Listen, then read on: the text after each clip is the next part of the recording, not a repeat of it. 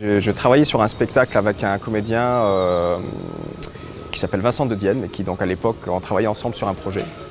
Et au cours des répétitions, je suis allé voir le showcase de son spectacle qu'il faisait pour la toute première fois à l'espace GEMAP à Paris, dans une salle de quartier. Voilà. Et je suis allé voir son seul en scène, et sur le moment ça m'a vraiment, ça m'a tellement plu et j'étais tellement content de voir ça que je me suis dit tiens, ça me donne envie d'en faire aussi un spectacle. Ça fait longtemps que je l'avais en tête, mais je n'osais pas trop, je sais pas, je me retenais un peu. Et donc après avoir vu ça, ça m'a vraiment lancé et j'ai commencé du coup à rassembler.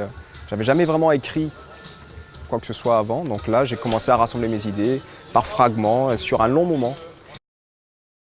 Il y a quelque chose d'intéressant dans le spectacle, c'est qu'il y a un moment, je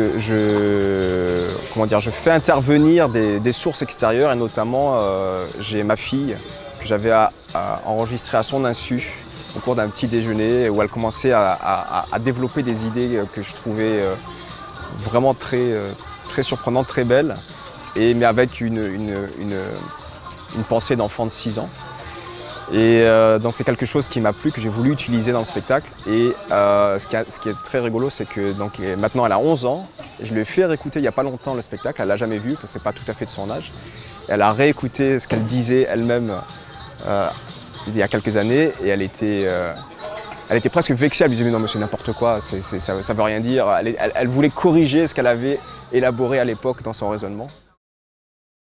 On a l'impression d'un conférencier qui en fait n'a pas vraiment d'expertise. Il aimerait bien en avoir, il aimerait bien être capable de pouvoir raconter des choses intéressantes et prenantes à un public. Et donc il joue à ce jeu-là, seulement il découvre au fur et à mesure ce qu'il va raconter au public. Donc il part de lui, de sa vie, parce qu'on ne peut pas faire autrement.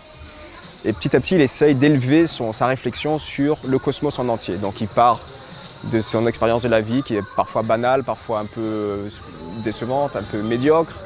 Et pourtant, à partir de là, trouver quel est le rapport qu'on peut avoir avec la totalité du cosmos.